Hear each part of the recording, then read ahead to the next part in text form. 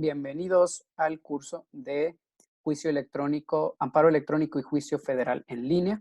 Estamos el día de hoy, 13 de julio de 2020, en la séptima sesión de este curso, en el que vamos a retomar notificaciones electrónicas. La teoría de las notificaciones electrónicas, recordarán que en la sesión anterior parecía que había dificultad en entender concretamente cómo se tienen realizadas legalmente las notificaciones y a partir de cuándo surten efectos, y tocamos únicamente las notificaciones conforme a la ley de amparo. Las vamos a repasar ágilmente porque es probablemente la sesión que más preguntas en lo particular ha suscitado. Entonces vamos a repasarlo, procurar que quede muy claro, aunque después ustedes mismos lo repasen y lo refuercen.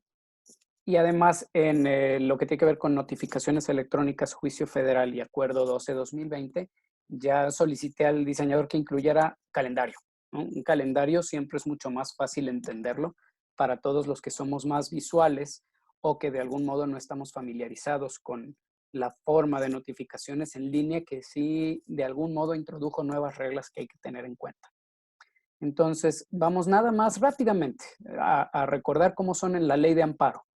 Que además nos va a ayudar a reforzar las notificaciones en materia mercantil, que esencialmente son o siguen las mismas reglas que la ley de amparo en materia mercantil, en materia administrativa. Las que cambian realmente son en materia civil locales y no están sujetas a estas normas, y en materia laboral y agraria, que también llevan sus propias normas, pero lo vamos a comentar también. No obstante que actualmente en apariencia no podemos tramitar juicios agrarios en línea y los laborales tenemos que esperar a la vacatio legis, a ese periodo que el acuerdo 12-2020 dio de un año a partir del 16 de junio para que entre en vigor el juicio electrónico federal con fundamento en la Ley Federal del Trabajo. Bien, entonces recordamos simplemente, las notificaciones electrónicas se activan a instancia de parte, a solicitud de parte. No puede el juzgador decidir u ordenar una notificación electrónica si no fue solicitado expresamente por el quejoso, el tercero o en el caso de juicio federal por el actor y el demandado. Ambos tienen que desearlo y tienen que solicitarlo expresamente para que se le realicen las notificaciones. Y siempre se requerirá, para poder gozar del beneficio de notificaciones electrónicas, el tener firma electrónica. De lo contrario, no podemos saltar al sistema en línea para las notificaciones y para la tramitación del juicio en línea. Recordamos en la sesión pasada que tenemos notificaciones personales y notificaciones por lista, notificaciones por oficio a las autoridades, y que en realidad la ley de amparo, cuando habla de notificaciones electrónicas como una especie de cuarto tipo de notificaciones, en realidad lo que está queriendo regular son las notificaciones personales, pero por medios electrónicos. Con lo cual son las notificaciones personales las que se sujetan a las formalidades de las notificaciones electrónicas. En otras palabras, diríamos notificaciones personales realizadas por vía electrónica. ¿De acuerdo? Y ahí tenemos los fundamentos. El procedimiento para las autoridades responsables no lo vamos a tocar en este momento, que cada una de las autoridades responsables lo revise. Como caso práctico interesante, surgió, recordarán, justo después de esta sesión, como una autoridad responsable tenía problemas para cumplir con un requerimiento de información, último día del plazo, no tenía su firma electrónica y pues va a optar o optó por realizar la entrega de su informe a través del medio electrónico que el mismo juez de distrito le dio, que en ese caso era el correo electrónico. Y no sabemos todavía qué acuerdo recayó. Muy probablemente lo admitió o previno, pero últimamente la autoridad pudo responder en ese sentido, ¿no? Tenemos que a la autoridad se le tiene por realizada legalmente la notificación si se trata de una notificación personal pero ordinaria dentro de los 2 días, ya sea que entre al portal y se notifique o no lo haga, y entonces al tercer día tiene un día, 2 días, y al tercer día, si no se notifica, se le tiene por legalmente enterada, siempre y cuando se trate del procedimiento de amparo vía indirecta ordinaria o dentro del incidente de suspensión, 24 horas. Tiene 24 horas para notificarse o se le tendrá, después de las 24 horas, por notificada, por conocida, la resolución. La autoridad puede solicitar ampliación de términos para notificarse, que es distinto. Esto fue una pregunta particular, la quiero responder aquí. Es distinta la ampliación de término para darse por enterada de una notificación que la ampliación del término para responder a un informe. Son dos ampliaciones de término distintos y la autoridad puede solicitar ambas. Típicamente vemos solamente solicitudes de ampliación de términos para cumplir requerimientos, para cumplir informes, para cumplir una sentencia. Estamos aquí ante un supuesto distinto adicional de las ampliaciones de término a que tiene acceso la autoridad, que es una ampliación del término para notificarse, es decir, para darse por enterado de un acuerdo o de cualquier otro tipo de información que se desprenda del juzgado de distrito. Entonces estamos ante algo distinto y recordemos que la ley de amparo prevé queja expresa contra ese eventual otorgamiento de la ampliación de término. Y tiene lógica que así sea, toda vez que no es lo mismo solicitar la ampliación para poder entregar un informe o un requerimiento de información que la ampliación del término para darse por enterado de un acuerdo, porque muy probablemente ese acto de conocimiento de la autoridad podría implicar la violación de derechos o la no suspensión del acto reclamado por parte de, o en detrimento del quejoso en determinado momento, ¿no? Por lo que ve a las partes tercero y quejoso en el amparo, tenemos que el procedimiento para las notificaciones personales por vía electrónica, aquí es donde abundaron las confusiones o simplemente la necesidad de clarificar. No me voy a detener en esta diapositiva porque nos pusieron los calendarios más adelante, pero lo vamos a ver. Entonces, el quejoso, cuando se trata de una notificación personal, pero por medios electrónicos, el momento en que se da por enterado de la notificación varía. Puede hacerse desde el día cero en que la autoridad fija en el sistema el acuerdo que se tiene que notificar.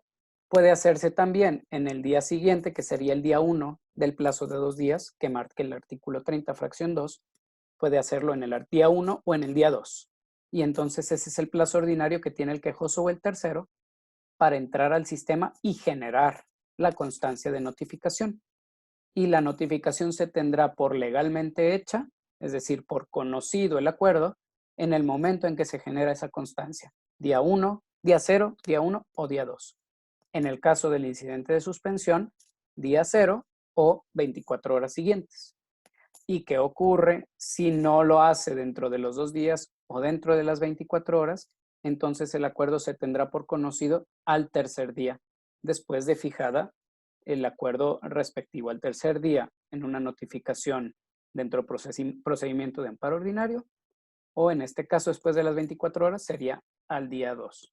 Recapitulando, sería día 0 se sube la notificación al portal, día 1 y día 2 es obligación del quejoso acceder al portal y generar la constancia de notificación. No lo hace. Día 3, en ese momento se le tiene por conocido. Ahora bien, las notificaciones personales surten efectos para la autoridad desde el momento en que conoce el acto. Es decir, si la autoridad sí entra al portal en el día 1 y genera la constancia de notificación, en el día 1 conoce y también en el día 1 surte efectos el acto y su término corre a partir del día siguiente que surte efectos, con excepción del acto de cumplir con una suspensión de plano, provisional o definitiva. Esa sería la única excepción. Todos los demás plazos para la autoridad corren al día siguiente de la notificación, con excepción de la obligación de hacer cumplir o de respetar o de detener, de suspender los efectos del acto reclamado, que son tan luego y en el momento como conoce la resolución que otorga la suspensión.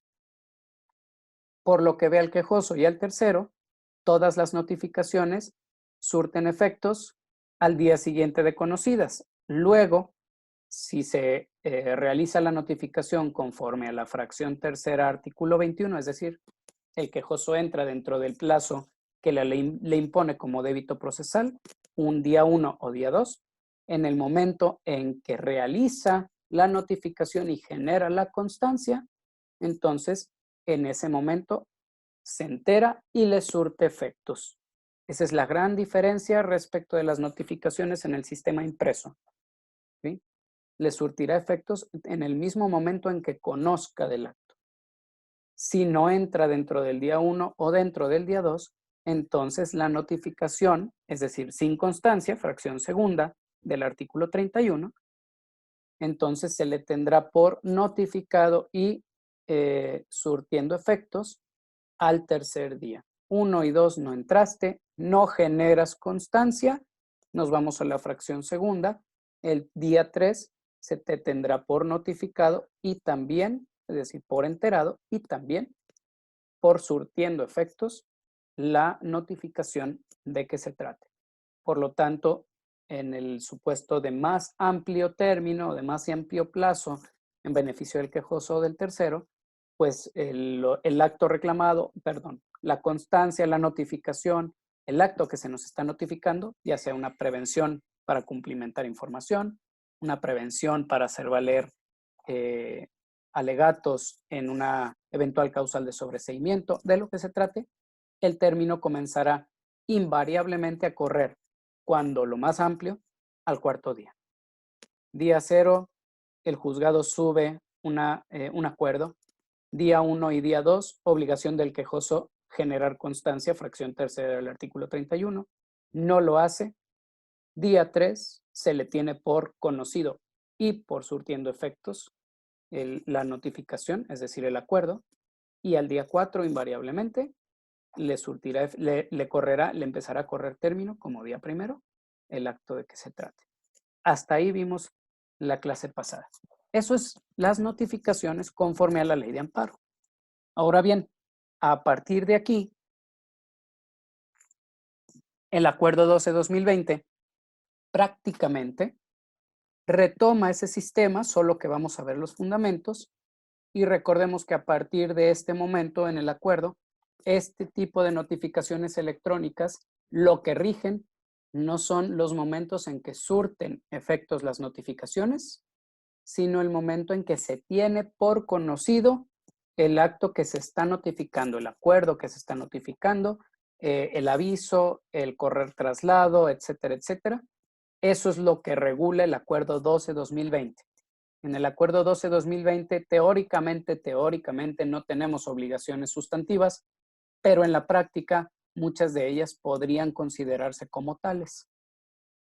Aquí importantísimo, una pregunta que surgió respecto del acuerdo 12-2020. Me gustaría abrir micrófonos como si fuese una clase universitaria para ver quién quiere responderlo. Por favor, ya sea que lo abra directamente o solamente que levante la mano para hacerlo. Aquí sí me gustaría solamente hacer esta interacción.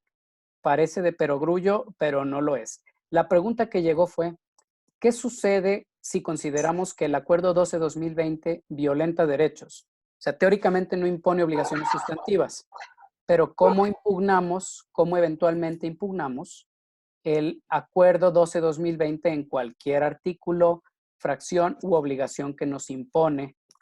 Y la pregunta es doble, ¿por qué sí o por qué no lo impugnamos de uno o de otro modo? Por favor, quien quiera responder, quien quiera participar, o levante la mano acá, le damos el uso de la voz, o simplemente abre el micrófono. La primera pregunta sería esa, ¿se puede impugnar el acuerdo 12-2020? La segunda sería, caso afirmativo, ¿cómo o hasta cuándo se puede impugnar cualquier disposición del acuerdo 12-2020? Adelante, por favor, le dedicamos 30 segundos, y si no, ya doy yo la respuesta en cuanto a opinión fundamental. Quien quiera responder a la pregunta, ¿cómo impugnamos el acuerdo 12-2020? Que es un acuerdo del Consejo de la Judicatura que eminentemente creó una legislación procesal respecto de la tramitación del juicio por medios electrónicos. ¿Cómo lo harían ustedes? Yo les digo cómo lo haría yo.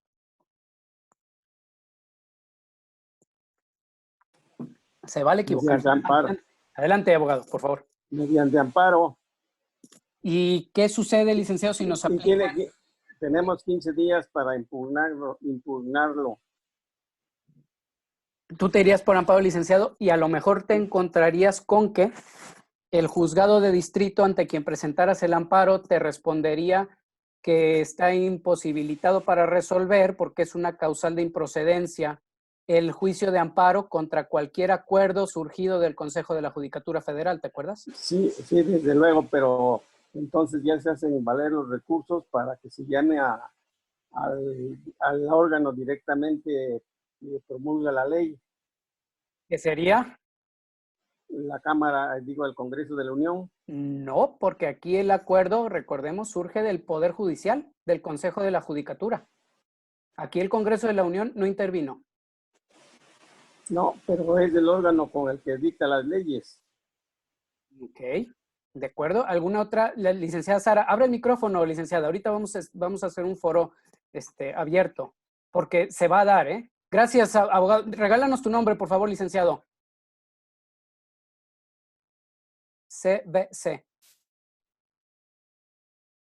Licenciada Sara, tú te irías por acción de inconstitucionalidad, pero ¿cómo lo hacemos nosotros? La acción de inconstitucionalidad o una controversia quizá tendría que presentarla a un órgano legitimado. Nosotros postulantes, ¿cómo impugnamos que nos apliquen el acuerdo 12-2020?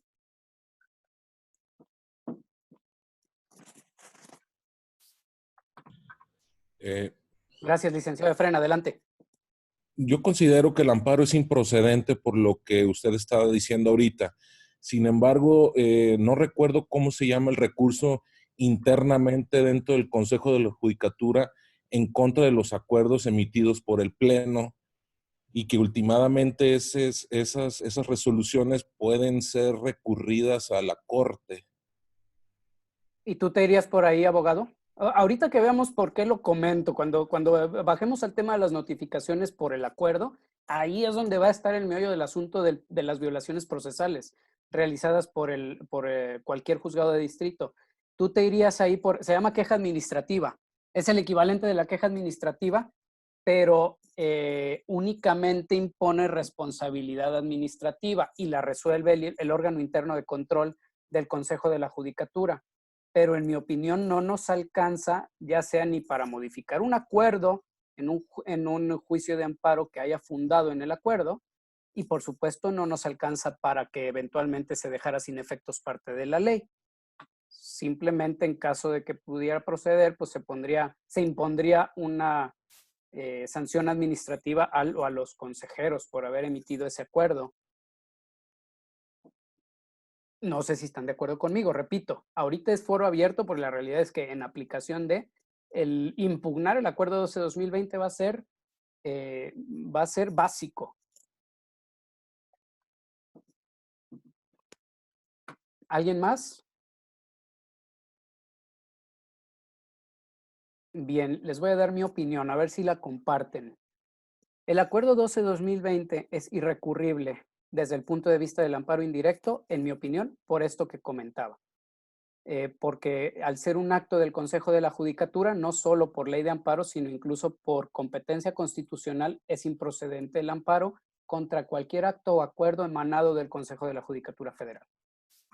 Ahora bien, nos comentaba CBC, perdón, licenciado, que él se iría contra el órgano legislador, últimamente sería impugnar la ley de amparo, pero en mi opinión tampoco sería la vía, licenciado, porque los acuerdos del Consejo de la Judicatura no surgen de la ley de amparo. Es decir, el acuerdo 12-2020 en realidad no es una especie de reglamentación de la ley de amparo. La competencia originaria para emitir acuerdos, ya sea acuerdos de plenos del Consejo de la Judicatura o acuerdos conjuntos del Consejo de la Judicatura y la Suprema Corte, nace de la Constitución y de la ley orgánica del Poder Judicial, pero primariamente de la Constitución, con lo cual tampoco podemos ampararnos contra la Constitución. Entonces, ¿cómo vamos a impugnar eventuales violaciones que surjan o que estén fundadas en el Acuerdo 12-2020? Tenemos dos vías para hacerlo. Un juicio ordinario, bien. Y justo ahí voy, licenciada. No nada más pueden ocurrir esas violaciones dentro de un juicio de amparo, sino que podrían surgir dentro del juicio ordinario, un juicio ordinario mercantil, un juicio ejecutivo mercantil, un juicio administrativo, ¿no? Eventualmente un juicio laboral.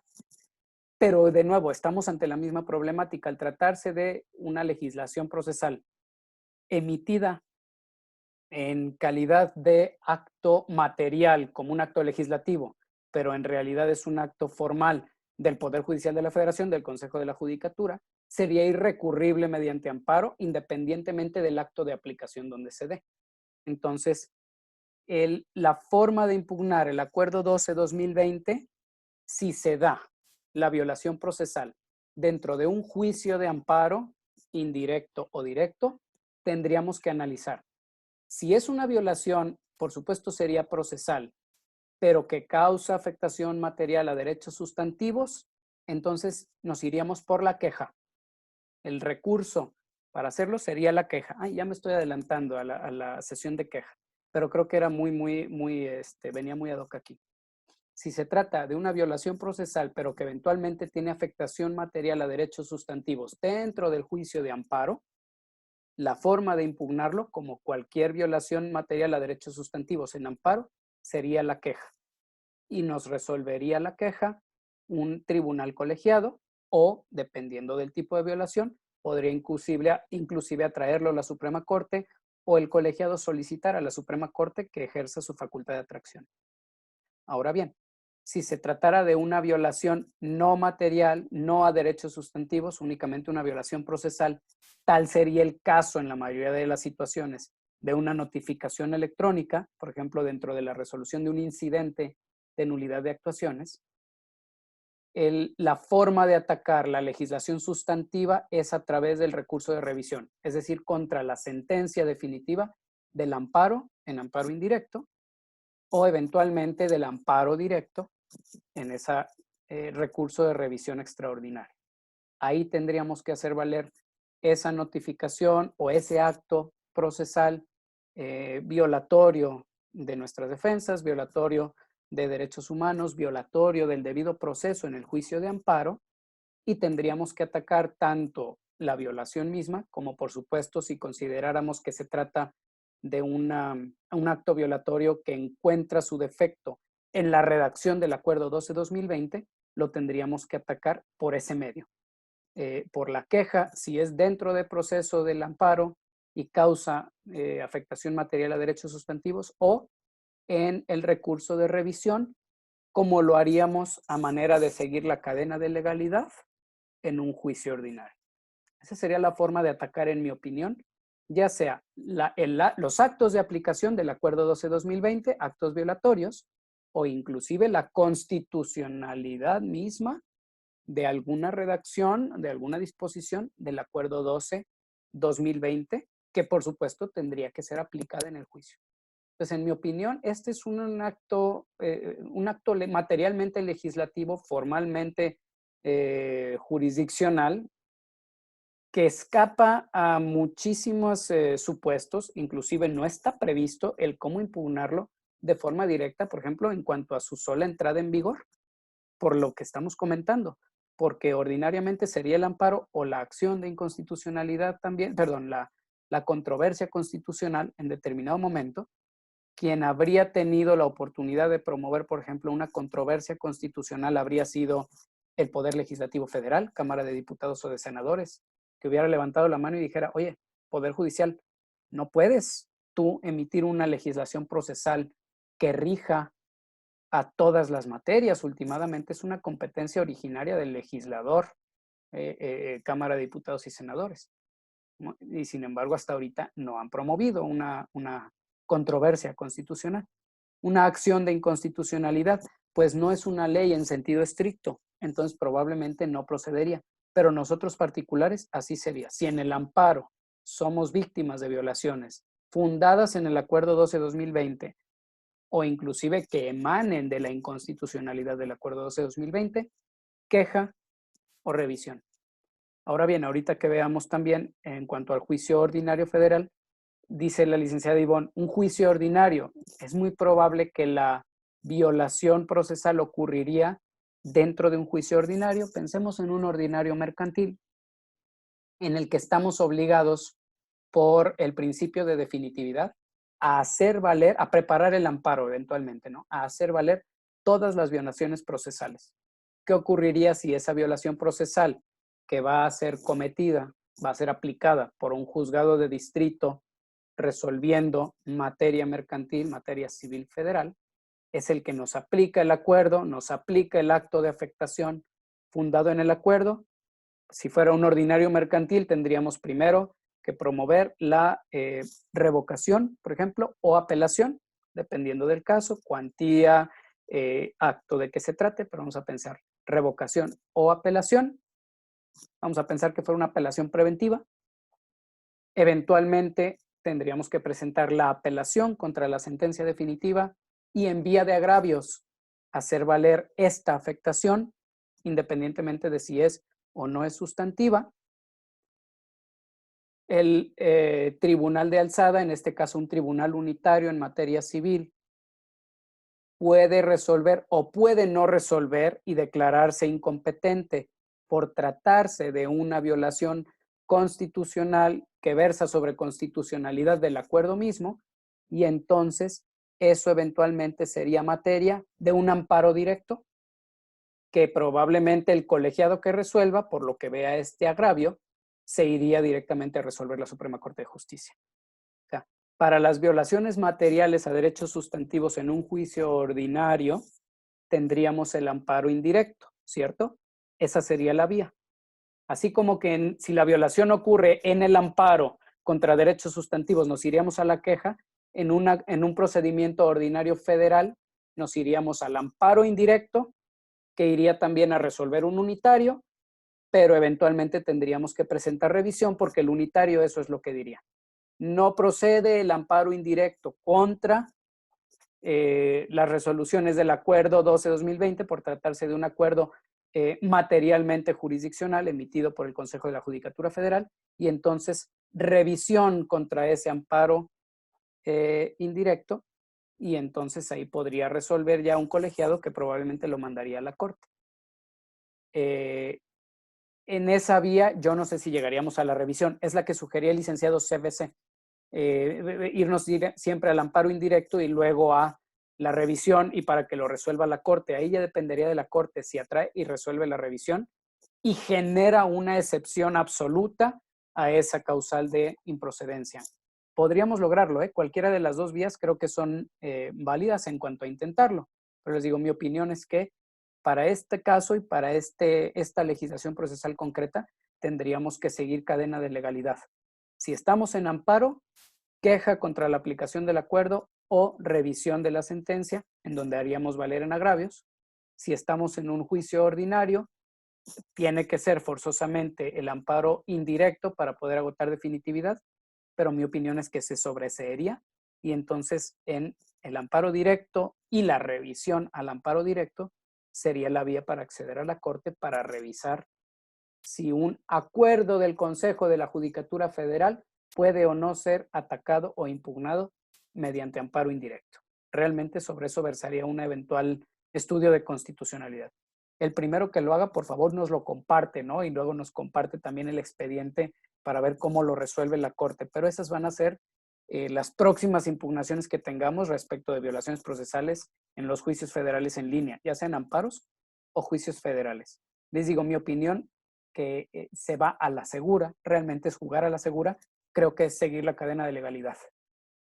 Los recursos ordinarios, y eventualmente llegaríamos vía revisiones o vía amparo indirecto en revisión a que se revise la constitucionalidad del acuerdo 2020. O la vía express o rápida, que serían las quejas. Las quejas también generan jurisprudencia de los colegiados o de la Suprema Corte y llegan mucho más rápido a la última instancia, ¿no? A la instancia terminal. Bien, bueno, hasta aquí nuestra discusión, digamos, de salón. Ya en la práctica veremos cómo lo resolvemos, cómo se nos va presentando.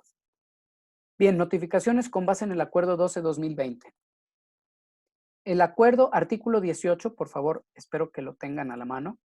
El artículo 18 nos marca el modo cómo vamos a estar impugnando, cómo vamos a estar tramitando las notificaciones a través del acuerdo.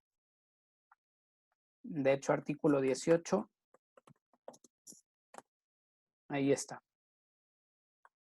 En primer lugar, vemos que la regulación del artículo 18 es muy parecida a lo que ya estudiamos en la ley de amparo. Por un lado, a petición de parte se harán las notificaciones. El artículo 17 anterior nos marca que solamente con la firma electrónica se podrán hacer. Sin embargo, en el acuerdo 12-2020 se reitera, tanto en el artículo 18 como en el artículo 55, segundo párrafo, y como en el 57, último párrafo, esa circunstancia. Lo vamos a leer. El registro en el portal, y fíjense cómo aquí la afirmación es inclusive en forma negativa. En la ley de amparo estaba redactado en forma positiva. Solo a petición de parte o a petición de parte del quejoso o tercero se tramitará por medios electrónicos. Aquí no. Aquí queda mucho más claro.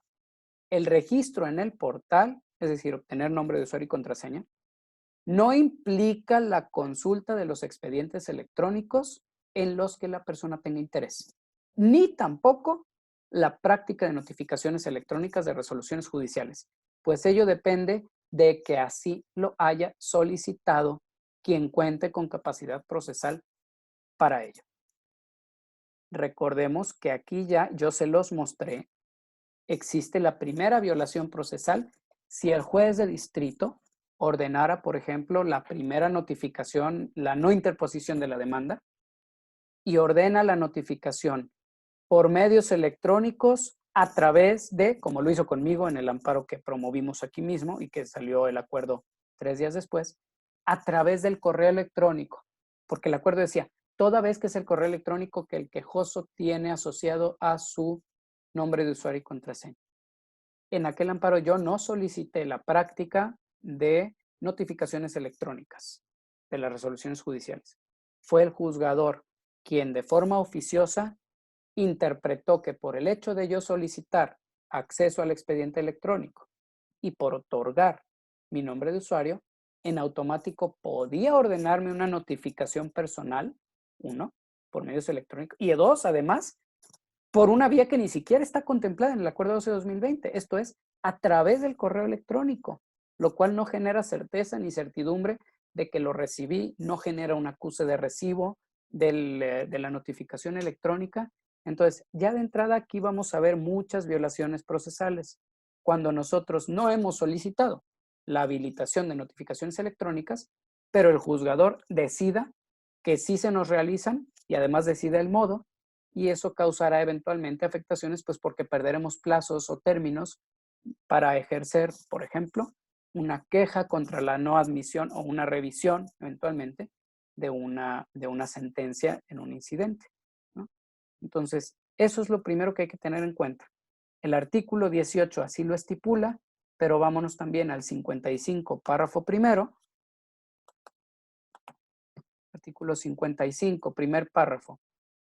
Ya el capítulo sexto, a partir del artículo 55 del Acuerdo 12-2020, es propiamente la legislación de las notificaciones. Vámonos al segundo párrafo. Vamos a leerlo todo porque van concatenados. Las partes, sus representantes en los juicios o los autorizados que cuenten con facultades podrán solicitar, primero optativo, no regulatorio, no mandatorio, optativo, podrán solicitar ante el órgano jurisdiccional que se le notifique electrónicamente de las resoluciones judiciales en términos del artículo 26, fracción cuarta de la Ley de Amparo. Segundo párrafo. Para ello es indispensable que las partes manifiesten expresamente solicitud para recibir notificaciones electrónicas. No cabe duda, no cabe materia de interpretación. La ley es clara, en su interpretación literal es indispensable que las partes manifiesten expresamente la solicitud para recibir notificaciones electrónicas. Y ya lo hemos hablado, por supuesto. ¿Por qué alguien desearía no recibir notificaciones electrónicas? Pues a lo mejor porque le interesa promover el amparo ahorita, pero no le interesa que le corran plazos o términos, que conforme al acuerdo que nos hicieron favor de mandar al grupo del día 13 de julio, el nuevo acuerdo, el último acuerdo del Consejo de la Judicatura, pues amplía la suspensión de términos hasta el 31 de julio, ¿no? Entonces, hay que tener en cuenta eso. A petición de parte, de forma expresa, es indispensable que así sea. Al grado, repetimos, que si el órgano jurisdiccional ordena la tramitación del juicio electrónico y ordena la realización de notificaciones electrónicas y no hubo una manifestación expresa, o sea, no solo señalar el nombre de usuario para efectos de poder acceder al expediente electrónico, sino la manifestación expresa de solicitud de recibir notificaciones electrónicas, entonces estamos ante una violación procesal de las que considero preponderantes, porque eventualmente podría llevar a la pérdida del ejercicio de derechos porque corran plazos o términos que no le interesaba al quejoso o al tercero que corrieran, ¿no? Y por el eventual pérdida del ejercicio que se habría ejercido en cumplimiento del plazo o del término. El artículo 57, último párrafo, estipula: la solicitud para ser notificado electrónicamente lleva implícita la necesaria para consultar el expediente respectivo. Aquí sí tiene toda la lógica del mundo. Si solicitas ser notificado electrónicamente, sería un contrasentido que se te notificaran electrónicamente los acuerdos, pero no pudieras consultar el expediente respectivo. Sin embargo, ese último párrafo no puede interpretarse contrario sensu. O sea, el acceso al expediente electrónico debe ser necesariamente expreso. Así es, licenciada Janet. Se requieren de esas dos solicitudes. Pero en este último párrafo lo que dice es: puedes solicitar el acceso al expediente respectivo, pero no el que se te realicen notificaciones electrónicas. ¿Sí? Se puede el acceso sin las notificaciones. Sin embargo, si solicitas las notificaciones, al ser un acto más amplio y requerir forzosamente el acceso al expediente electrónico, entonces la solicitud de ser notificado electrónicamente lleva implícita la solicitud necesaria para consultar el expediente. Ahora bien, esto no es un asunto de mera retórica ni es un error, está bien redactado el acuerdo y tiene que ver con lo siguiente. Para tener acceso al expediente electrónico no necesito ejercer mi firma electrónica. Inclusive, el acceso al expediente electrónico lo puede tener cualquier persona sin firma electrónica. Recordemos que la creación del nombre de usuario y contraseña no requiere tener la firma electrónica, al grado que la podemos asociar después. Y por lo tanto podemos tener nombre de usuario, podemos ser autorizados para consultar el expediente electrónico con solo el nombre de usuario. El órgano jurisdiccional puede autorizar el acceso al expediente electrónico al nombre de usuario y en ningún momento interviene la firma electrónica. En ningún momento tenemos que firmar con la firma electrónica ni para entrar al portal ni para acceder al expediente electrónico. Si les interesa que lo veamos gráficamente, pónganmelo aquí en el chat y lo vemos antes de que termine la sesión. O sea, esto de lo que estoy hablando. En cambio, repito, para poder recibir y firmar la constancia de notificación, perfecto, lo vemos ahorita al final. Este proceso ya lo hemos hecho en el pasado, lo volvemos a repetir, pero para poder acceder a la notificación electrónica y generar la constancia, forzosamente nos va a solicitar firma electrónica, FIREL o e-firma. Es por eso, repito, que esta va a ser una de las primeras violaciones. Ya la estamos viendo, ya la padeció su servidor. Lo que pasa es que no me interesaba impugnar aquel acuerdo de no admisión, pero de haberlo querido impugnar, habría tenido que presentar el recurso por la no admisión y además simplemente en vía de ya comenzar a impugnar los acuerdos o actuaciones derivados del acuerdo 12-2020, estaría arguyendo precisamente eso. Un acto en el que se inaplicó o se aplicó indebidamente el acuerdo en total contravención de estos tres artículos: artículo 18, artículo 55, segundo párrafo, y artículo 57, último párrafo, interpretado contrario sensu. La solicitud de notificación electrónica lleva implícita la del acceso, pero la solicitud del acceso no lleva implícita la de notificaciones electrónicas. ¿De acuerdo? El artículo 17, simplemente el uso de la firma electrónica es necesaria e indispensable. Ese es otro argumento adicional de esto que estamos haciendo. Pregunta licenciada Sar, si no tengo firma electrónica, tengo acceso al expediente y solo hasta que se libere el acuerdo a notificar lo puedo descargar. Es correcto, licenciada. Lo voy a hacer de una vez, Lo voy a hacer de una vez. Permítanme un segundo y les voy a compartir la pantalla completa. Y nos vamos a ir a poder ver gráficamente esto de que estamos hablando. Bien. Vamos a acceder al portal de servicios en línea. Permítanme minimizar esto, que no nos quite espacio, que lo podamos ver todo. Ingresamos al portal. Recordemos que el ingreso al portal se realiza únicamente con nombre de usuario y contraseña. Podríamos ingresar con firma, no lo vamos a hacer, solo nombre de usuario y contraseña. Ya estamos dentro. Elegimos persona física. Y vamos a consultar el expediente electrónico que nos lleve al portal. Ahí está. Y vamos a consultar los acuerdos, por ejemplo, del uno que sé que tiene notificaciones veladas. Este me parece que es el 98. De paso, este ejercicio nos sirve para ver cómo poder revisar las notificaciones electrónicas en los expedientes que ya estamos autorizados. Cuando ya lo solicitamos y nos fue aprobado, en automático va a aparecer en esta lista, vista global de expedientes electrónicos, va a aparecer el expediente en el que estamos autorizados. Perdón, quiero asegurarme es que sí están viendo todos mi pantalla, ¿cierto? Están viendo el portal y están viendo vista global de expedientes electrónicos. Y vamos a acceder a ese expediente.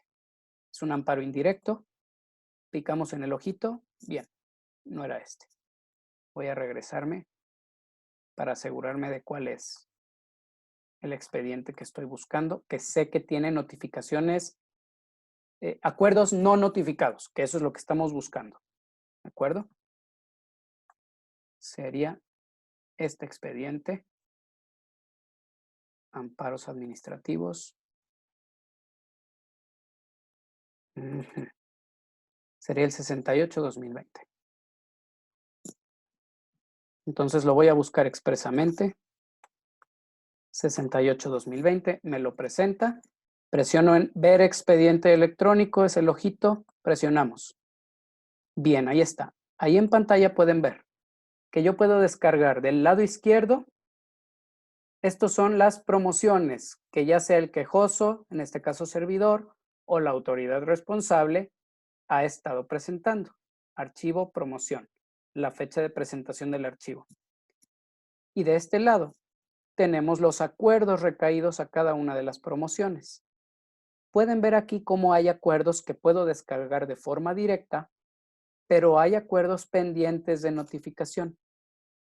Ustedes preguntarán, ¿por qué no se ha liberado el acuerdo? Si quedamos que una vez que está pendiente de notificación y se sube el acuerdo al buzón de notificaciones electrónicas, yo tenía únicamente 2 días para poder notificarme de ellas. De lo contrario, al tercer día se tiene por hecha la notificación, surte efectos y en automático se libera el acuerdo. Bien, este expediente en concreto es de esos que hemos decidido que no nos interesa que avance por el momento. Ya tiene esta última promoción que ven aquí, del 17 de marzo. Es el informe de la autoridad, es un informe muy amplio que no hemos querido estudiar, entonces pues no nos hemos dado a la tarea de que este juicio avance y por eso no hemos solicitado las notificaciones vía electrónica a través del buzón del portal y es por eso también que podemos ver que no obstante que hay acuerdos pendientes de notificación, los mismos no se han desbloqueado en automático, a pesar de que uno es del 12 de marzo, su notificación ya coincidió con, y del 24 de febrero y demás. Ahora, este ejercicio también sirve para lo siguiente. Por ejemplo, del 21 de febrero de 2020 ya está notificado. Yo me notifiqué personalmente de forma impresa en el juzgado de distrito. Sin embargo, en el sistema no lo desbloquearon. Yo pude ver el acuerdo, la constancia de notificación obra en el expediente físico, pero al encargado del sistema se le olvidó liberarlo aquí. El modo para liberarlo sería o promover en el mismo expediente o acudir al buzón de, en este caso, de incidencias que pueden ver aquí arriba, fallas técnicas e incidencias, y entonces ahí yo reportaría que, oiga, revisen que el acuerdo de fecha de publicación, 21 de febrero de 2020, aparece como pendiente de notificación, no obstante que la constancia de notificación ya obra en el expediente físico. ¿De acuerdo? Entonces, si se fijaron, para acceder a ver el expediente electrónico no necesité firma electrónica. De ahí que se permita la ley de amparo y el acuerdo 12-2020 solicitar el acceso al expediente sin firma electrónica. típico, por ejemplo, de sus pasantes que no sean mayores de edad. Entonces, típicamente no tienen RFC ni firma electrónica de la e-firma. Por supuesto, todavía no han tramitado su firma electrónica del Poder Judicial y, sin embargo, ellos pueden acceder a los expedientes donde ustedes los autoricen, donde autoricen a su nombre de usuario y contraseña. Todos los acuerdos que no requieran notificación personal, sino por boletín, estarán disponibles para descarga. Todos los acuerdos que requieran notificación personal requerirán esa constancia de notificación o la habilitación expresa de notificaciones electrónicas. ¿De acuerdo? Hay un comentario, una pregunta.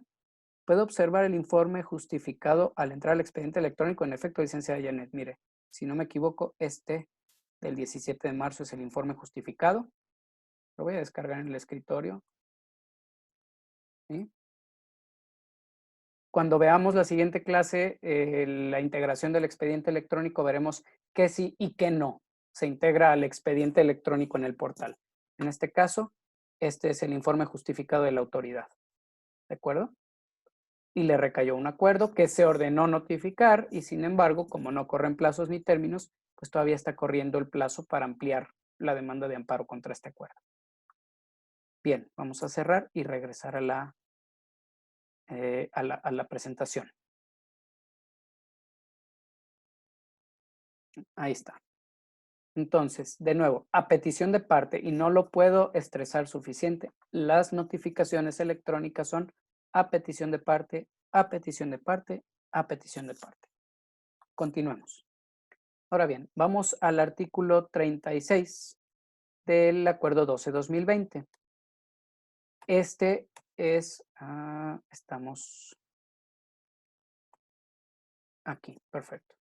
El artículo 36 estipula que la autorización que se dé para el acceso al expediente electrónico y para las notificaciones electrónicas se mantendrá, ¿sí?, en las instancias posteriores. Concretamente, si nosotros ya solicitamos acceso al expediente electrónico y notificaciones electrónicas en la primera instancia, recuerden que aquí ya estamos en reglas para el amparo o para el juicio federal en línea, ¿sí? Que bueno, no lo había dicho expresamente, pero como ya estamos en el acuerdo, estas normas ya aplican para amparo y para juicio federal en línea. La autorización dentro de la primera instancia lleva implícita también, sin necesidad de ulterior petición, para la segunda instancia y eventualmente, como resuelve el mismo Poder Judicial, para los amparos que se presenten.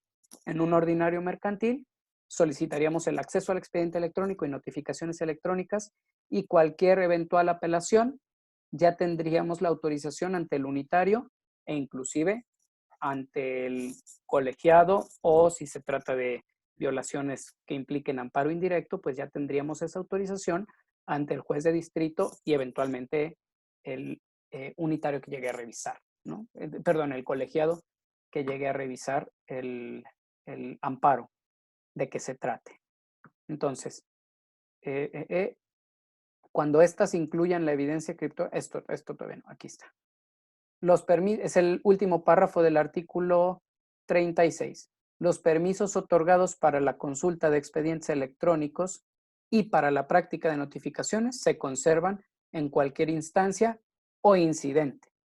El incidente tiene lógica, lo resuelve la misma autoridad, pero para cualquier instancia, y no distingue entre instancias que tengan que ver con alzada, es decir, con recursos ordinarios, o con el amparo. Y como ya estamos dentro del Poder Judicial y ya estamos en el Poder Judicial Federal y ya estamos en la tramitación del juicio en línea, la opinión es que debe interpretarse que se mantienen en todas las instancias, las ordinarias regidas por la legislación ordinaria y las extraordinarias que serían las del amparo. Por lo que vea la legitimación para las notificaciones, tenemos que irnos tanto al artículo 55 como al artículo 35 del Acuerdo 12-2020. Vámonos primero al artículo 55. El artículo 55 dice: las partes, sus representantes en los juicios o los autorizados que cuenten con facultades expresas para ello, conforme al segundo párrafo del artículo 35, podrán solicitar ante el órgano jurisdiccional en el que se tramite el asunto de interés que se les notifiquen electrónicamente las resoluciones judiciales. Ojo con esto, así como ya tenemos facultades que expresamente deben constar dentro del poder o dentro de una carta poder, como son facultad para transigir, facultad para comprometer en árbitros, facultad para absolver posiciones, facultad para realizar donaciones, digo, esas no son en juicio, pero eventualmente en un poder para actos de dominio se requiere facultación expresa, habilitación expresa para realizar donaciones. Aquí tenemos una nueva, una más, de esas facultades expresas que deben aparecer en todos los poderes o las autorizaciones que se otorguen para poder habilitar el expediente electrónico. Las partes, por supuesto, porque son habilitadas facultades ordinarias, inherentes, originarias. Sus representantes en los juicios, porque estamos hablando de representación en términos de la representación amplia, de que ya hemos hablado en sesiones anteriores, o aquellos autorizados que cuenten con facultades expresas para hacerlo. Autorizados, estamos aquí en términos de cada una de las legislaciones procesales de que se trate, en los que expresamente se tendrá que autorizar en términos del artículo 1069 del Código de Comercio, en el que adicionalmente le otorgaremos facultades para, por ejemplo, solicitar autorizaciones electrónicas. Bueno, el peor ejemplo, en materia mercantil ya dijimos que no permite, no legitima la autorización en términos del 1069. Pero pensemos en cualquier otra, en términos del artículo 55 y 117 del Código de Procedimientos Civiles del Estado para el caso de Jalisco, entonces adicionalmente tendremos que señalar. Y también se le faculta para que eventualmente en la instancia de amparo pueda solicitar la realización de notificaciones electrónicas.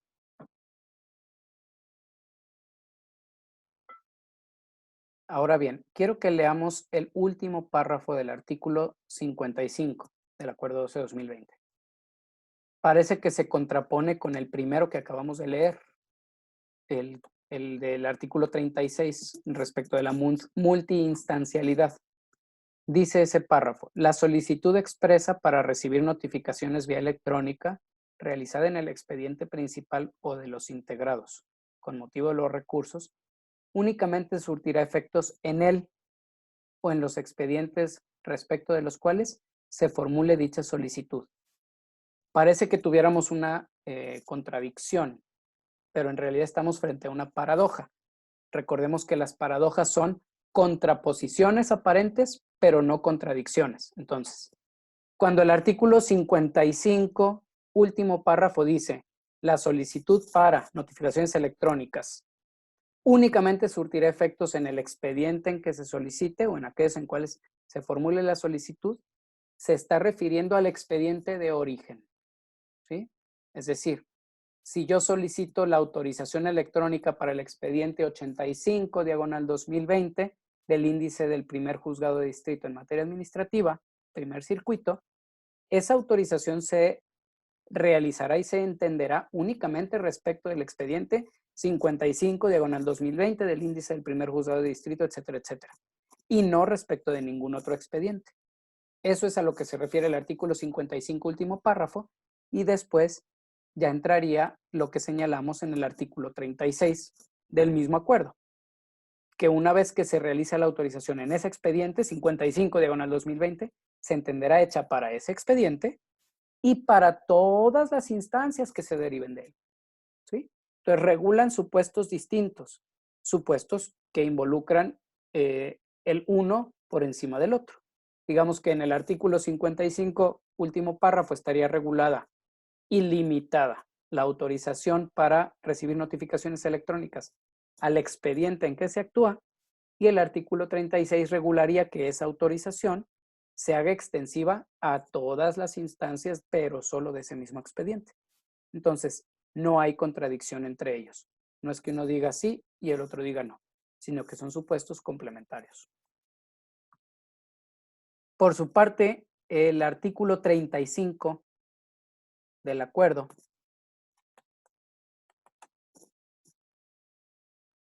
nos dice, las partes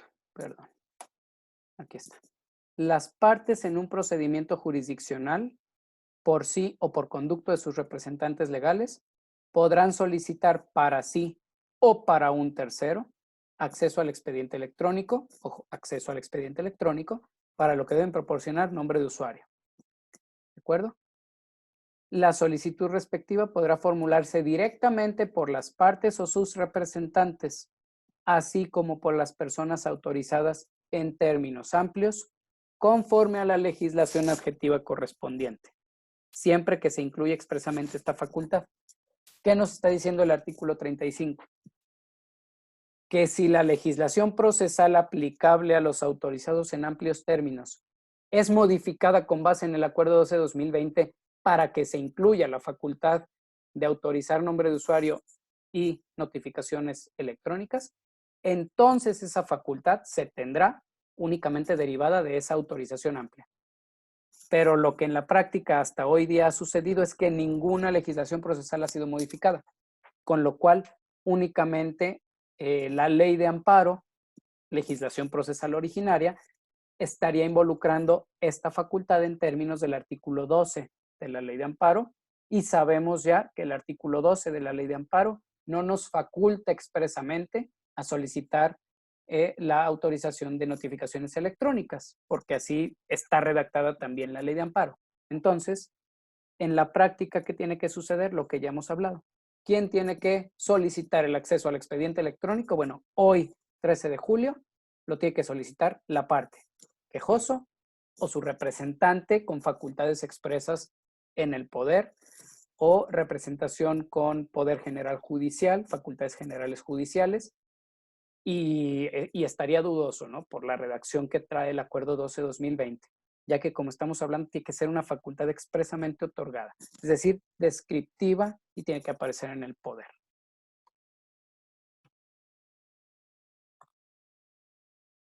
El artículo 56, por su parte, nos habla de la revocación de estas autorizaciones. Lo dispuesto en el artículo anterior, el 55, se seguirá para tramitar la revocación para recibir notificaciones electrónicas. La revocación de la solicitud, dice el segundo párrafo del artículo 56, la revocación de la solicitud para recibir notificaciones solo surtirá efectos respecto de los acuerdos pendientes de ingresar, es decir, hacia adelante. Hasta ahí no hay dificultad. Ocurriría lo mismo al revocar a un autorizado en un expediente ordinario, ¿no? Respecto de los acuerdos pendientes de ingresar al expediente electrónico respectivo al momento en que surte efectos el acuerdo de la revocación. Los acuerdos que ya se hubieran ingresado se notificarán vía electrónica. ¿Esto con qué finalidad? Pues justo con la finalidad de no jugarle al vivo de Wisachar, ¿no? Ya sabemos que viene un acuerdo y lo que queremos es que no se notifique para que no nos corra plazo o término, por la razón que sea. Se me ocurren 10 supuestos de entrada, ¿no? Entonces, lo que no puede suceder es que, hay un acuerdo pendiente de dictarse. Voy en este momento a presentar una revocación para X o Y autorizado de las notificaciones electrónicas, de tal modo que ese acuerdo se tenga que notificar bajo el modo tradicional, bajo el modo impreso. No es válido, porque últimamente la promoción que dio origen a esa eventual notificación se encuentra ingresada en forma anterior y precede a la revocación de las notificaciones por vía electrónica. El último párrafo de este artículo, artículo 56, prevé un supuesto interesante porque no sabemos cómo lo van a aplicar. Dice, si una parte manifestó expresamente autorización para recibir notificaciones vía electrónica, ¿qué sucede si se vence su firma electrónica? Para revocar la referida autorización, será necesario que lo solicite por vía impresa. En mi opinión, es un párrafo que carece de cualquier aplicación práctica, porque si una parte manifiesta su autorización para recibir notificaciones vía electrónica y vence su firma electrónica, ya sea la FIREL o la e-firma, pues lo único que tendrá que hacer es obtener la nueva firma, asociar la nueva firma al nombre de usuario que esté autorizado y podrá seguir revisando las notificaciones vía electrónica sin mayor problema. Claro, eventualmente podría querer revocar la autorización y dice, ¿y será necesario que lo solicite vía impresa? Pues sí, sí, digo, tiene lógica. Si no funciona mi firma electrónica, pues lo hago vía impresa, pero también puedo hacerlo vía electrónica con la nueva firma o puedo no solicitarlo. Es decir, reguló un supuesto que habría que preguntarle ahí sí a quien ayudó a la redacción del acuerdo qué es lo que quiso regular. En la práctica me parece que es un párrafo que no aporta mayor tema cuando ya se trata del día a día de los juicios de amparo. Ahora bien, ¿cuándo tiene por hechas las notificaciones el Acuerdo 12-2020? Volvemos de nuevo a esa distinción entre tenerla por legalmente realizada y tenerla por surtiendo efectos, así como en la ley de amparo se regulaba de un modo y era en concreto para la ley de amparo, aquí tenemos ya el fundamento para cuando es la constancia, cuando se obtiene la constancia, con base en el Acuerdo 12-2020, artículo 61, y cuando se da sin la constancia, el artículo 62. ¿No? Vamos primero a la notificación, perdón. Vámonos primero al artículo 61, cuando obtenemos la constancia. Dice el artículo 61, las partes al seleccionar la resolución o resoluciones correspondientes, las partes se notificarán electrónicamente, con lo que se generará una constancia de consulta de conformidad con lo dispuesto en el artículo 31, fracción tercera de la Ley de Amparo. Entonces, primera especificación. No obstante que estamos ante ya regulación procesal de las notificaciones electrónicas para los juicios federales, aquí sirve como fundamento la Ley de Amparo, como fundamento pues, de remisión directa, no estamos ante supletoriedad, sino como remisión directa al artículo 31, fracción tercera de la Ley de Amparo. Luego dice el artículo 61 los datos que deberá contener esa constancia. Y el párrafo segundo dice, las constancias de consulta que genera el sistema servirán como constancia de notificación en términos de lo previsto en la parte final de la disposición normativa antes citada. Artículo 31, fracción tercera de la Ley de Amparo. Esta constancia es válida y no necesita certificación ulterior por parte del actuario o secretario, y lo mismo vale para su inclusión en el expediente físico, para lo cual únicamente debe imprimirse la constancia y que contenga la evidencia criptográfica de la firma electrónica, en este caso nuestra, la del quejoso. Entonces, en pocas palabras, si estamos ante una notificación electrónica, el Acuerdo 12-2020 dice, vámonos a las reglas del juicio de amparo. Remisión expresa a las notificaciones electrónicas reguladas por la Ley de Amparo. Artículo 61, obligación de obtener la constancia, o si no obtenemos la constancia dentro de los días que nos marca la Ley de Amparo, artículo 62, que lo tenemos en pantalla, y que dice, la falta de ingreso al portal por parte de quien debe ser notificado electrónicamente da lugar a lo siguiente. Regla general, es decir, tramitación ordinaria de un juicio federal o de un amparo. Las partes cuentan con un plazo máximo de 2 días a partir del envío, a partir de que se sube la actuación que se tiene que notificar.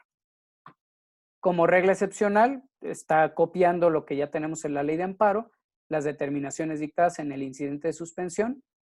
En amparo, otorgarán a las partes un plazo de 24 horas. Fracción tercera, la falta de consulta a la resolución a notificar dentro de esos plazos, 2 días o 24 horas, genera en automático la constancia de notificación y el órgano jurisdiccional que corresponda la tendrá por hecha. Fíjense aquí cómo ya en la redacción del Acuerdo 12-2020 ya se tuvo ese cuidado del lenguaje. En la Ley de Amparo no habla de tenerla por hecha, sino simplemente de notificada. Aquí sí ya distingue entre que surte efectos, cosa que es propia de la legislación procesal respectiva para cada juicio, y en cambio aquí sí nos dice expresamente que únicamente regula el tener por hechas las notificaciones. Entonces, el órgano jurisdiccional que corresponda la tendrá por hecha, de conformidad, volvemos a lo mismo, remisión expresa a ley de amparo, la tendrá por hecha de conformidad con lo previsto en el artículo 30, fracción primera, quinto párrafo y fracción segunda, segundo párrafo de la ley de amparo. Como nosotros ya conocemos cómo se regulan las notificaciones en la ley de amparo, aquí lo tenemos resumido. Notificación ordinaria, tengo 2 días para generar la notificación electrónica. Si no la genero, al tercer día se me tiene hecha. Cuando surte efectos, bueno, si estamos en amparo, ya lo estudiamos, me surte efectos en el mismo día en que se tiene por hecha. Si yo me notifico en el día 0, en el día 0 me surte efectos, estamos en amparo, ¿eh? Si yo me notifico en el día 1, en el día 2, día 1 o día 2 me surte efectos también. Si no me notifico, entonces al tercer día se me tiene por hecha en términos del artículo 62 y me surte efectos en términos de la ley de amparo en el mismo día. ¿Sí? El artículo 63, por su parte, prevé que podemos notificarnos a través del portal de múltiples acuerdos, ya sean del mismo expediente o de distintos expedientes. En mi opinión, yo no lo recomiendo. Mi opinión es que vale la pena notificarse uno a uno porque eso permite llevar un control, pero aquí sí no es norma, es, repito, solo nuestra opinión y experiencia. No hemos tenido errores, así como en otras circunstancias les puedo compartir errores que se han derivado de eso. Aquí sí creo que es simplemente por sistema y control. Una notificación, se guarda esa constancia, se obtiene el acuerdo. Otra notificación, otro acuerdo, se guarda la constancia, se guarda el acuerdo.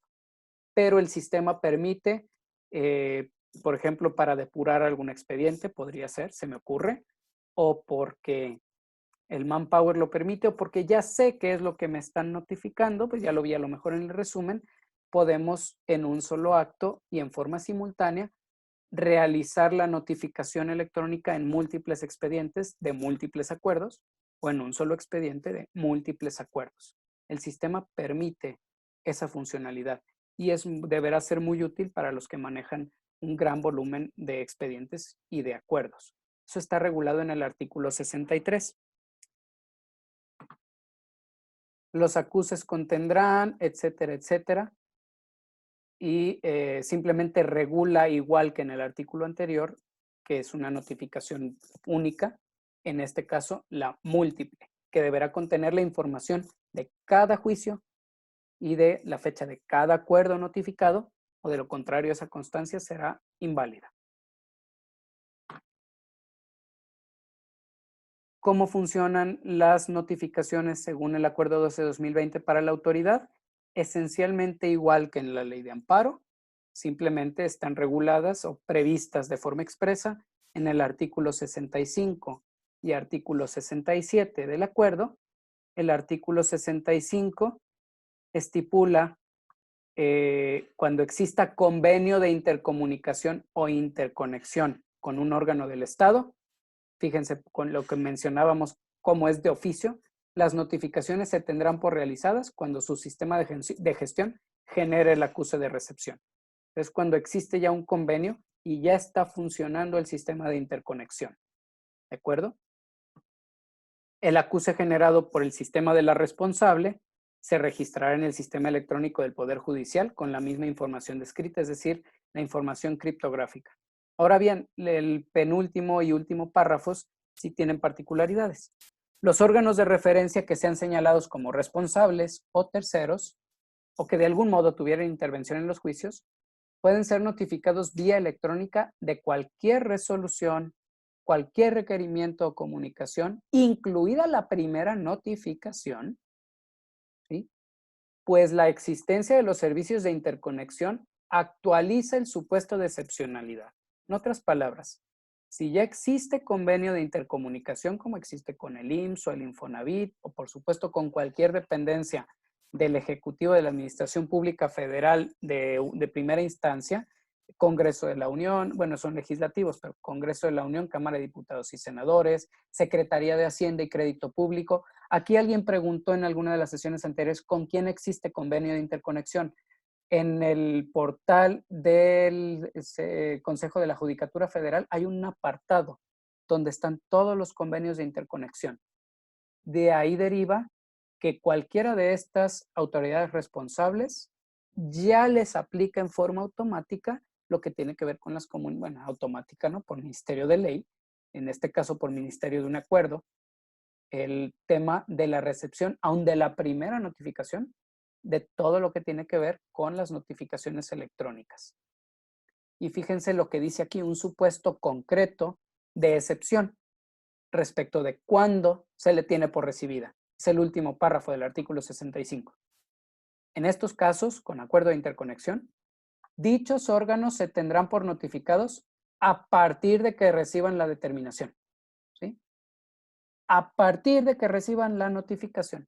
Estamos ante una excepcionalidad. Sí, adelante, licenciado Domingo. Por favor, o si quieres abrir tu micrófono o plasmarlo aquí en el chat, como gustes.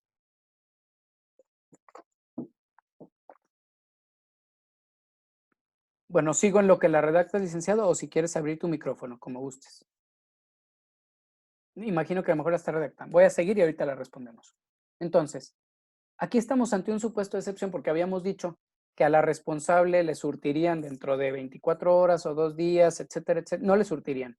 Se le tendría por hecha y solo por excepción tendría que acatar lo que tiene que ver con la suspensión tan luego como se entere.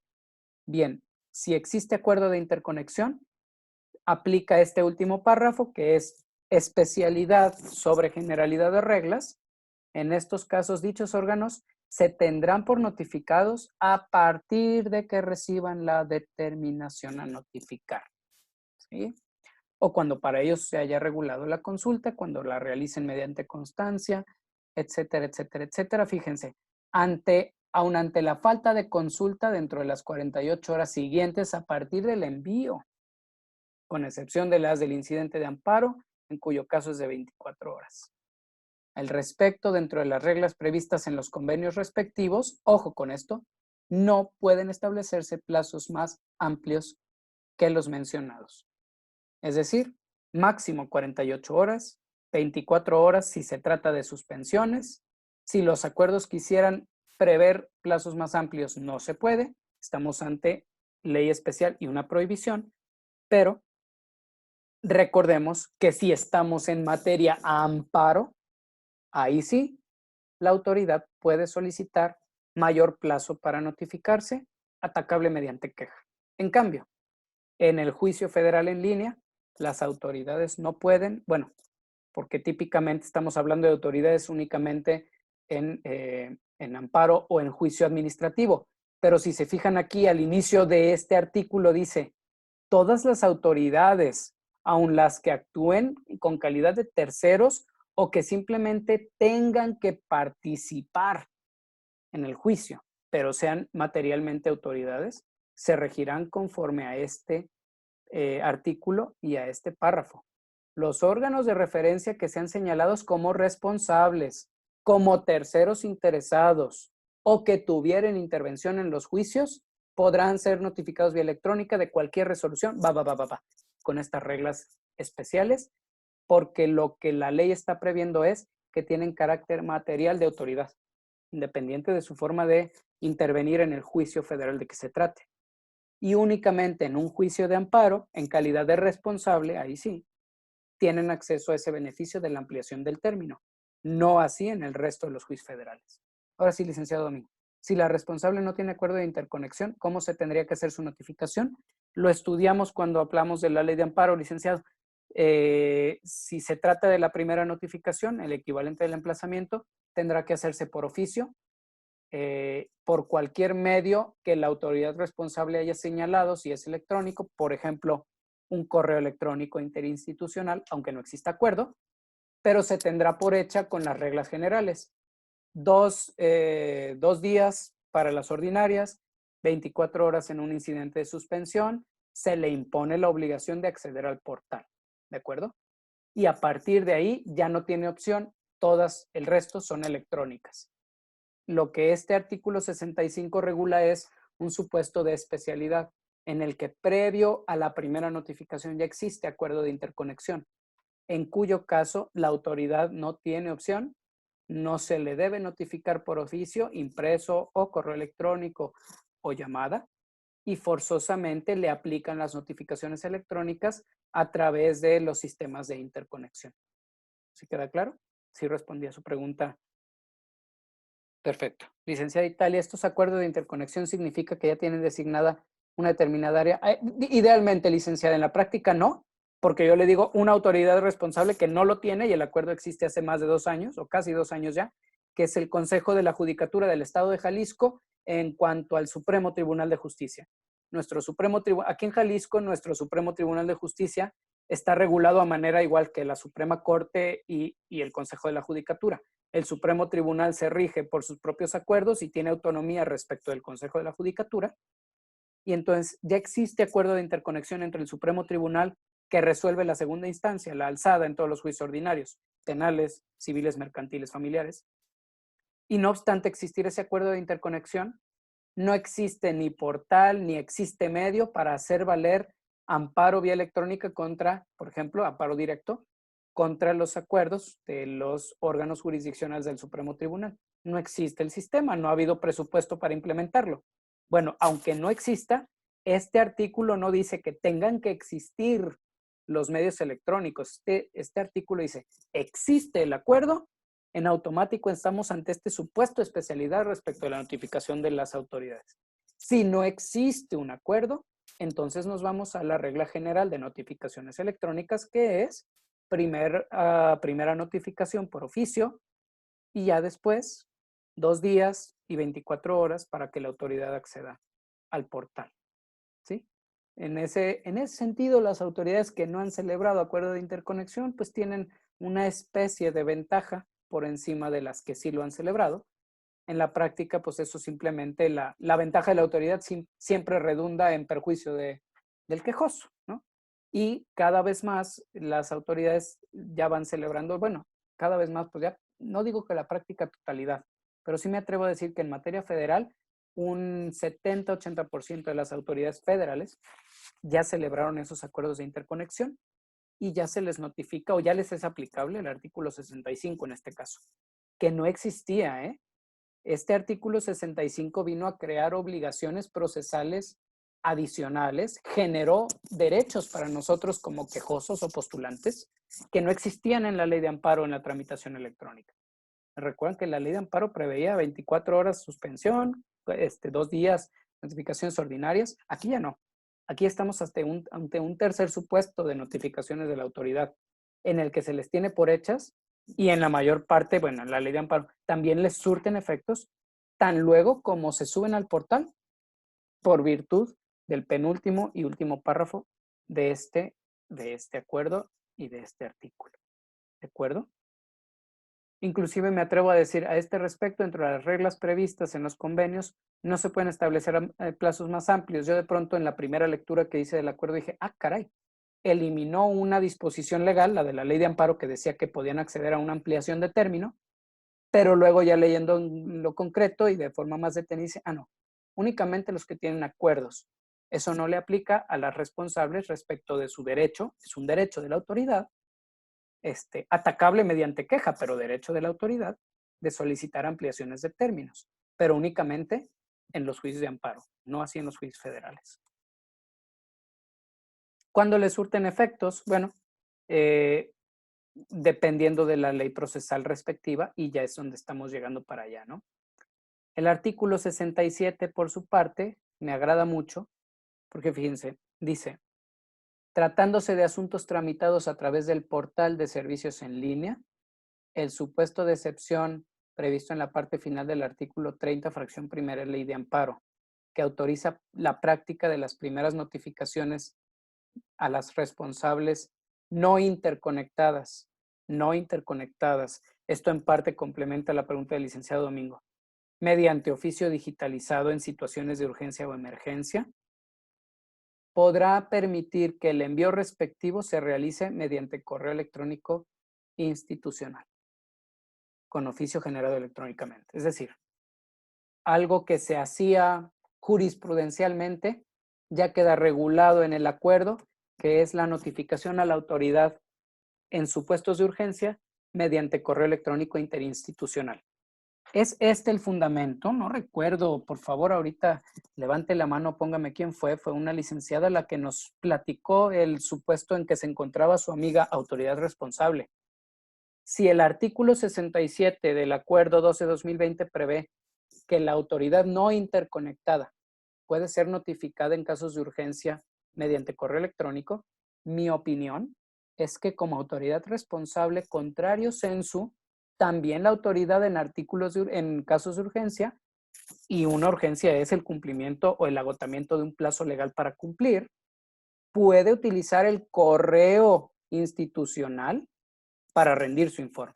Este sería el fundamento, licenciada, que podría utilizar su amiga en determinado momento para poder justificar por qué envió su informe por allá. Y ojo con esto, en caso de que se le tenga por no interpuesto en término y la multen, el artículo 67 en interpretación contraria podría servir de fundamento para defenderla a ella de la eventual sanción por incumplimiento, ¿no? Porque si se puede de un lado hacia el otro, debe permitirse del otro hacia el uno. Ahora, con esta salvedad, dice ahí mediante oficio digitalizado y debidamente firmado. No, oficio digital, no dice oficio electrónico, dice oficio digitalizado. Es decir, un acuerdo del oficio firmado y luego digitalizado, con lo cual la autoridad responsable en caso de urgencia podría fundar en el artículo 67 el envío de un informe o un requerimiento de información utilizando el correo electrónico institucional, en este caso del juzgado de distrito, digitalizando el acuerdo que quería presentar, ¿no? Aquí está el fundamento, pues que no lo tenía en la mente en aquel momento en que surgió la consulta en el grupo de WhatsApp, pero aquí está el fundamento para la autoridad responsable. Muchos de nosotros nos ha tocado defender, anular multas impuestas por juzgados de distrito, ¿no? Inclusive acaba de bajar un criterio de la primera sala de la Suprema Corte que dice que la queja sí es el recurso idóneo y procedente para atacar una sanción impuesta dentro de un amparo a una autoridad responsable. Había criterios encontrados, unos que decían que sí, otros que no. Ya en contradicción se resolvió que sí, es la queja presentada contra el acuerdo que impone esa multa dentro del juicio de amparo. Y tiene lógica. Es una sanción procesal a una autoridad que es parte en un juicio de amparo y la queja es el recurso idóneo para atacarlo, ¿no? Y ese sería el fundamento del artículo 67 para eventualmente defender a una autoridad responsable y anular la multa siempre y cuando haya cumplido a través del correo electrónico del juzgado de distrito que le requirió por información. Bien, vamos a terminar. Yo siempre les digo que a las 8 termina su obligación de quedarse aquí, pero quiero terminar este tema, no quiero dejarlo ya alargarlo más, porque ya quedan 2 o 3 láminas nada más. Esas son hasta ahí las notificaciones del Acuerdo 12-2020 o las notificaciones realizadas con fundamento en el Acuerdo 12-2020. Ahora bien, esas eran las reglas comunes, capítulo 6, de ahí para abajo, y las de artículos anteriores, como lo hemos venido brincando, saben que esta presentación la tienen para ustedes. Sin embargo, existen reglas específicas para la tramitación del juicio federal, las notificaciones de los juicios federales. Vámonos al artículo 97, por favor. El artículo 97. Bueno, desde el 96 viene capítulo 11 del resto de los asuntos competencia del Poder Judicial de la Federación. Se refiere al resto de los asuntos, no amparo. ¿Sí? O sea, son reglas específicas, reglas especiales para el resto de los asuntos que cada uno de estos artículos establece, ¿no? El artículo 96 dice, salvo disposición expresa en el presente apartado, resultan aplicables a todos los asuntos las reglas previstas en el acuerdo, de ahí hacia arriba, ¿no? Licenciada, si me nombran como director contencioso de alguna secretaría o comisión, ¿puedo conocer por algún medio si mi secretaría o comisión tiene acuerdo de interconexión o bien qué correo o usuario está dado de alta? El usuario, licenciada, recuerde que el usuario es personal. La dependencia como autoridad no tendrá nombre de usuario. Si eso ocurriera, sería un error de la autoridad porque el nombre de usuario es personal y está asociado a una firma electrónica personal. Ahora bien, si existe o no acuerdo de interconexión, sería una de las primeras cuestiones que le deberían hacer saber dentro del nombramiento de su puesto, pero en su defecto, puede entrar al portal del Consejo de la Judicatura y ver si existe un acuerdo institucional de interconexión entre su dependencia y el Consejo de la Judicatura Federal. ¿Sí? Y respecto del correo que eventualmente se puede utilizar, ahí sí tiene que expresamente solicitar informe al Consejo de la Judicatura porque no están publicados los correos electrónicos dados de alta como correos para estos efectos de excepcionalidad. Solo aparecen los acuerdos interinstitucionales, pero sí aparecen los correos institucionales de cada uno de los juzgados de distrito. Y recordemos que como autoridad responsable, el correo al que yo puedo informar al órgano jurisdiccional, pues es el que el órgano jurisdiccional ha publicado para su juzgado. En el acuerdo que nos enviaron en la semana al WhatsApp, si recuerdan, justo nos hizo favor el postulante de resaltarlo, el correo electrónico que el juzgado de distrito le otorgó a la autoridad responsable, ¿no? Para poder eventualmente comunicarse. Bien, cualquier otra pregunta, ahora sí les pido la dejamos para la siguiente sesión o en lo particular para poder terminar este tema. Entonces, artículo 97. Para los procedimientos a los que resulta aplicable el presente capítulo, la constancia de notificación regulada en el artículo 61 y 62, lo acabamos de ver, se generará cuando las partes consulten el proveído a notificar o cuando no lo hagan y transcurran 48 horas a partir de que apareciese en el portal. Fíjense cómo cambian las normas para efectos de los juicios federales, porque el artículo 61 y 62 remiten a las notificaciones de amparo, notificaciones electrónicas de amparo, en que el plazo era de 2 días y 48 horas. Y aquí creo que sí es un error en cuanto a técnica legislativa, pero lamentablemente así lo reguló.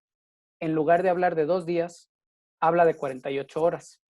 Y los procesalistas sabemos que cuando la ley dice 2 días y no distingue, se cuentan por días completos de 24 horas para la autoridad y para el particular.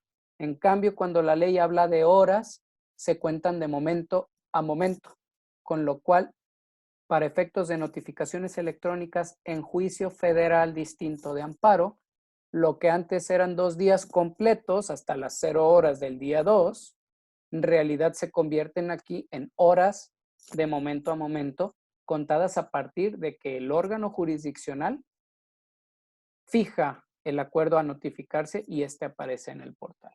En mi opinión es un error. En mi opinión, este artículo será interpretado en atención al principio pro persona, con base en lo que estipula la ley de amparo, que regula el mismo supuesto, pero le da una interpretación más amplia y expande derechos humanos de los justiciables. ¿Sí? Porque el contar por horas hábiles o por horas efectivas le ocurre únicamente a la autoridad y en determinados supuestos. Y tiene lógica que así sea, porque la autoridad tiene que cumplir tan antes cuanto sea posible.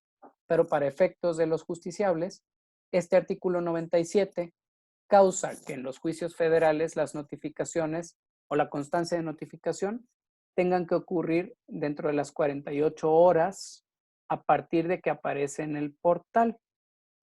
Y sin embargo, surtirá efectos con base en lo que cada legislación adjetiva prevea. Mi opinión es que esto es un error. Esto lo comento únicamente porque así está en la ley, pero mi opinión es que tenemos que atenernos a los 2 días y a las 48 horas que se prevén para efectos de amparo. En este caso, 2 días. ¿Sí? El hecho de que aquí en el 97 dice, en pocas palabras, amparo 2 días, resto de juicios federales 48 horas, me parece que eventualmente se va a interpretar como que el artículo 97 debió decir 2 días. Pero dice 48 horas, así que no se confíen. En la práctica, el sistema hasta ahorita yo no he visto que distinga entre juicios federales mercantiles que ya tenemos andando y en los juicios de amparo. La notificación en ambos tipos de juicios, ahorita en la práctica ya, se ha dado siempre al tercer día. Cuando no entramos al portal y no nos notificamos, la constancia de notificación se ha generado invariablemente al tercer día sin tener en cuenta 48 horas o 2 días. Pero bueno, la ley lo dice, en este caso el acuerdo lo dice, y es mi obligación resaltárselo a ustedes, ¿no? Ahora bien, aquí está el calendario que les había prometido. El artículo 98 trae las reglas específicas para los juicios civiles y administrativos. Civiles y administrativos federales. Tratándose de los procedimientos civiles y administrativos federales, las notificaciones electrónicas a quienes así lo soliciten, hasta ahí no hay sorpresas, sí nos dice cuándo surten efectos, ojo con esto, surtirán efectos al día siguiente al en que se expida la constancia de notificación, regulada en términos del artículo 61 y 62 del presente Acuerdo General, con fundamento en el artículo 321 del Código Federal de Procedimientos Civiles. Adicionalmente, aquí no hay cambio, los que ya lo conocemos no hay cambios en ese sentido. Adicionalmente, cuando una de las partes esté conformada por varias personas y los términos procesales resulten comunes, estos empiezan a correr a partir de que todas hayan sido notificadas en términos del artículo 285 del Código Federal de Procedimientos Civiles. Entonces, no genera nuevas obligaciones, simplemente nos recuerda cómo regula el Código Federal de Procedimientos Civiles el surtimiento de efectos de las notificaciones y nos dice que será la aplicación del Código Federal de Procedimientos Civiles una vez que hayan transcurrido los plazos y términos de las notificaciones electrónicas. En la práctica es, si la notificación se tuvo por hecha, por ejemplo, aquí frente al calendario que tienen en pantalla, un día 8 de julio, surtirá efectos el 9 de julio. No hay cambios ahí, no hay sorpresas. Aquí estamos en el supuesto, ya son los calendarios que les dije que íbamos a tener. Si la notificación se tiene por hecha en el día 0, porque accedo en el día 0, día 8, entonces me surte efectos al día siguiente y los términos me correrán a partir del día 10. Si en cambio el día 8 se sube la notificación, el acuerdo al sistema, yo tendré 48 horas, 2 días, esto es día 9 y día 10 en el calendario, que resultan ser jueves y viernes, para generar la notificación electrónica, la constancia. Si no lo hago con base en el acuerdo, se me tendrá por hecha la notificación a partir del día 13, es el día 3, y surtirá efectos el día 14. Ya con estos calendarios no hay pierde, para no estar viendo mis deditos brincando de un lado a otro de la pantalla, ¿no? Para los mercantiles ordinarios que traen reglas particulares y que sí prevén de algún modo las notificaciones electrónicas, está la fracción primera del artículo 102. La fracción primera del artículo 102 dice, dentro de las posibilidades del procedimiento convencional, es decir, el ordinario, previsto en el artículo 1052 del Código de Comercio, con independencia de las notificaciones electrónicas desde el portal, es posible que las partes elijan voluntariamente y expresamente la recepción de notificaciones mediante correo electrónico, seguido de la publicación del proveído en la lista electrónica del juzgado. Entonces, para el procedimiento mercantil federal, es posible ser notificado vía electrónica porque así lo prevé el Código de Comercio. Dice ahí la fracción primera, independientemente de las notificaciones a través del portal de servicios en línea que se regirán conforme a la parte general. Fuera de eso, las salvedades propias del Código de Comercio están en las fracciones 2, 3, 4 y 5, que no necesariamente refieren a algún cambio en cuanto a las notificaciones, ¿no? Fíjense, por ejemplo, la fracción segunda dice, las notificaciones electrónicas surtirán efectos al día siguiente en que se genere la constancia de notificación, de igual modo análogo a como se harían por notificación impresa, en que las notificaciones surten efectos al día siguiente que se tienen por hechas o por recibidas, de conformidad con lo dispuesto en el artículo 1075 del Código de Comercio. Entonces, no hay cambios en ese sentido, simplemente lo que a mí no me gustó que me hicieran en amparo, que fue notificarme por correo electrónico, el acuerdo 12-2020 sí lo prevé expresamente en esta fracción primera del 102, pero únicamente para los mercantiles, dice ahí en procedimiento convencional, se refiere por convencional no al que las partes pueden acordar, sino al procedimiento previsto en el 1052, que es cuando las partes expresamente lo solicitan, ¿no? Justamente cuando las partes acuerdan el procedimiento. Artículo 102, fracción segunda, de nuevo aquí incluye el calendario. ¿Cómo surten efectos en los mercantiles? Pues con base en el Código de Comercio y notificación electrónica. Si el día 8 de julio se publica el acuerdo en el portal, tenemos 48 horas, esto es 9 y 10, jueves y viernes, para generar la constancia de notificación electrónica. Si no lo hacemos, se nos tiene por hecha la notificación al tercer día, en este caso sería el lunes 13, que es hoy, y surte efectos con base en el artículo 1075 del Código de Comercio al día siguiente, es decir, el 14. Cuando nos corre términos, por virtud del mismo Código de Comercio, el día siguiente, que es el 15. ¿Sí? Así es como funcionan ya con calendario. Con calendario es infinitamente más fácil no perderse. Pero si yo genero la constancia en el día 9, pues tengo que recorrer todos los días, ¿no? Pierdo días. Tan antes como se realice, empiezan a surtir efectos y correr términos, pero el plazo máximo es este que tienen ahorita en pantalla. Día 0 se publica, día 1 y 2 tengo que notificarme, no lo hago. Día 3 se tiene por hecha, día 4 surte efectos, día 5 empieza a correr términos. En los administrativos, esta es una nota nuestra, dado que la regulación desarrollada en el presente acuerdo adopta como base lo dispuesto en la ley de amparo, la tramitación de las revisiones fiscales y de procedimientos contencioso administrativos no requieren reglas especiales en el acuerdo porque la Ley Federal de Procedimiento Contencioso Administrativo hace lo mismo que el Acuerdo 12-2020, remisión expresa a la Ley de Amparo para notificaciones electrónicas y para la tramitación de la revisión fiscal, que equivale a un amparo directo. Entonces, lo mismo, ya está regido en la Ley de Amparo, ¿no? Es una de esos supuestos de excepción en que la Ley de Amparo rige para una materia ordinaria.